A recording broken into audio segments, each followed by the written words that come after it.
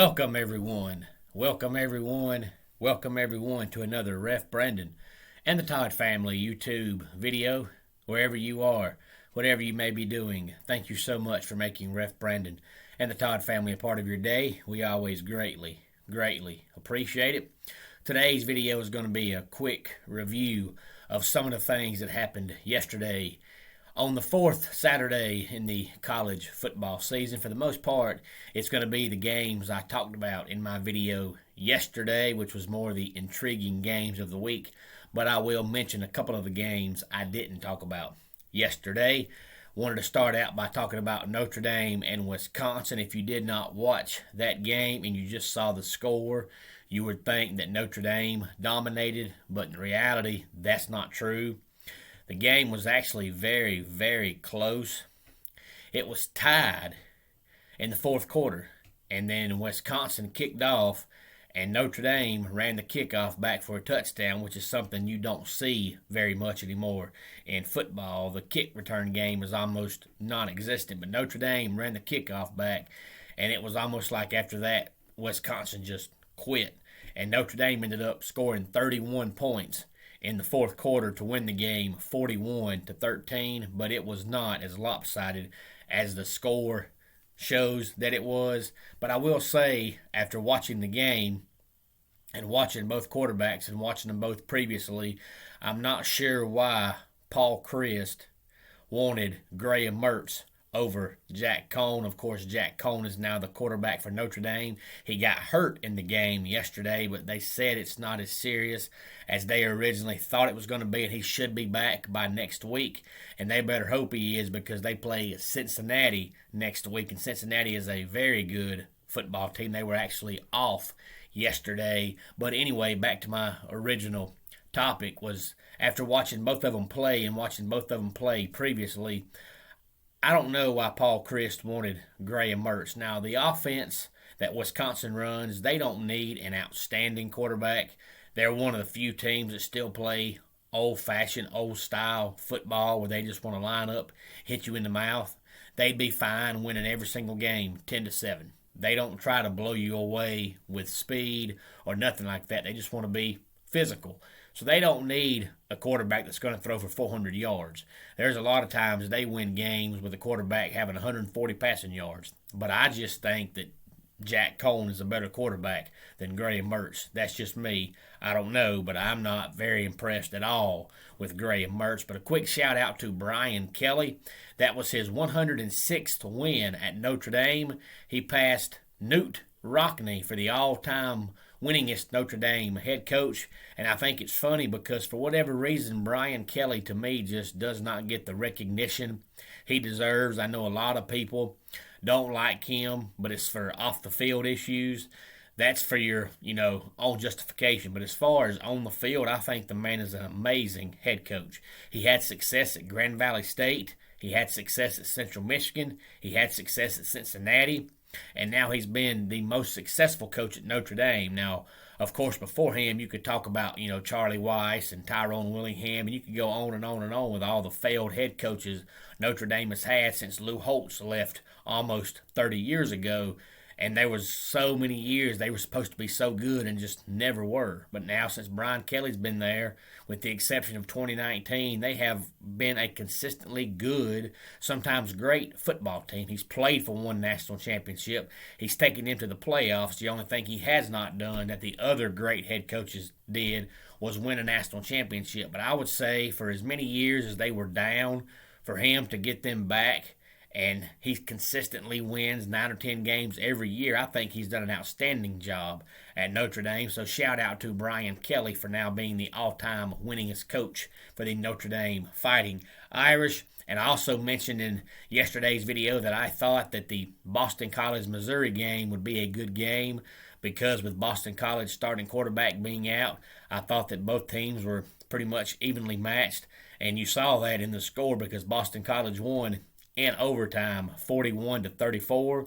They actually took the lead, 34-31, with like 28 seconds to go in the game, and Missouri came down and got close enough to kick a 56-yard field goal. And I'm going to tell you, if it was 56 and a half, it would have been short. I mean, it was barely long enough to send the game into overtime, and Boston College won the game in overtime. LSU also beat Mississippi State by the score of 28-25. LSU tried their best to give it away, but they did squeak out with the victory. And we also had Arkansas beating Texas A&M, which was not a surprise to me because I've said it many a times and I'll say it many more times. I don't understand why everybody thinks Jimbo Fisher's such a great coach. It must be good to make $8 million a year to consistently go 9-3. I don't understand the love for Jimbo Fisher. I've never understood it, and you see how Florida State is now beyond pitiful because of how bad Jimbo Fisher ran them in the ground, and people still continuously think Jimbo Fisher's some great head coach. I just don't understand it. So I was not surprised Arkansas won the game. I was surprised how ugly it was. Jimbo Fisher is supposed to be an offensive genius, and A&M's offense just looks atrocious. And then, of course, we have the Clemson-NC State game. I said last week that if Clemson did not play better, that they would get beat. And then I said yesterday that I thought Clemson would pull it out in the end, but they didn't. But we can say it's not Clemson's year. Don't know the reason. And now I'm not going to be one of those fans that jumps off a cliff and says the dynasty's coming to an end, because you can't say that because you don't know yet. It could be coming to an end, but if it is, I mean, you've won 2 national championships in 5 years. That's a great accomplishment.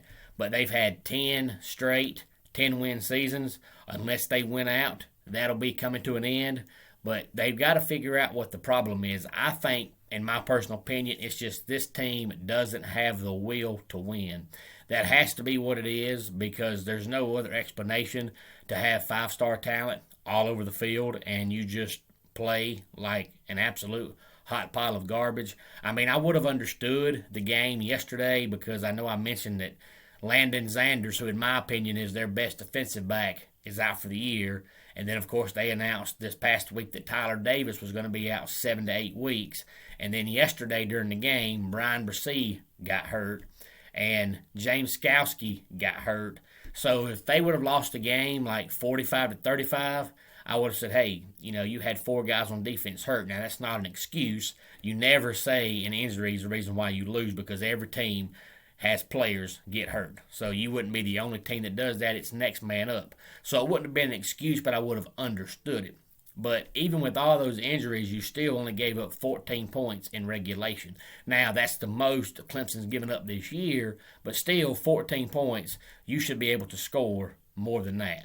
And they got the ball on their first drive, and they drove right down the field, and it looked like, hey, this is the offense we finally get to see. We've been waiting all year long for this offense. And then after that, we just spit and sputtered the entire game. And then finally in the fourth quarter, we drove right down the field again.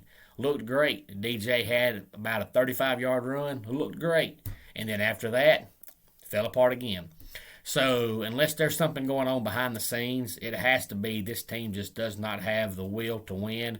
Clemson has this thing that goes on at the university called Paul Journey, and Paul stands for passionate about winning, and I just don't think this team is passionate about winning. I'm sure they've got a few players that are, but overall, I just don't see the fight. I just don't see the heart. I just don't see the drive.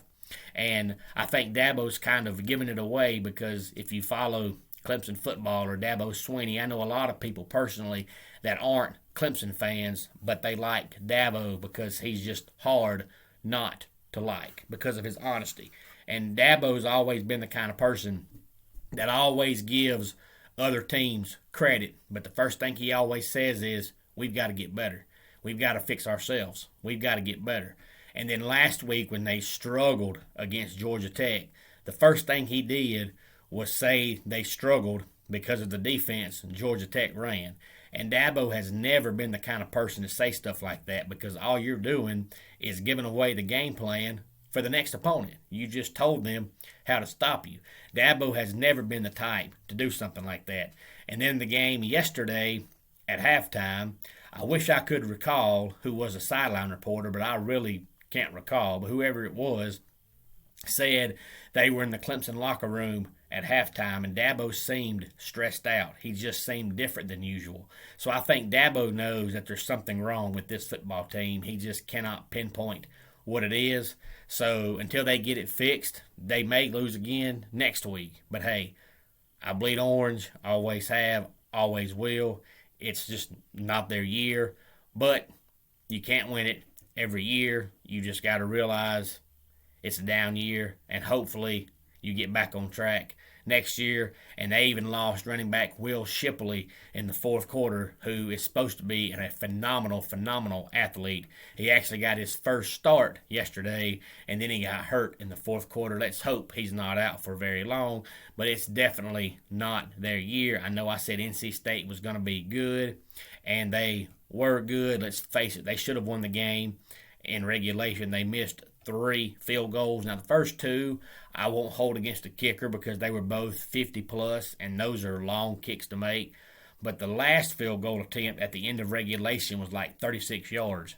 And you should make that kick if you're a kicker. And that kicker is usually pretty reliable and pretty dominant. But I think missing those first 2 kicks just kind of got in his head. Hopefully he'll get back on track for the Wolfpack's sake coming up next week. And then, of course, we had Florida beat Tennessee. I know I said in my video yesterday that I thought Florida would win the game, but I thought it would be a close game at halftime, and it was. It was 17-14, and Tennessee had a chance to tie it going into halftime and missed a field goal. So it was 17-14, but the second half was all Florida. They ended up winning by the score of 38-14.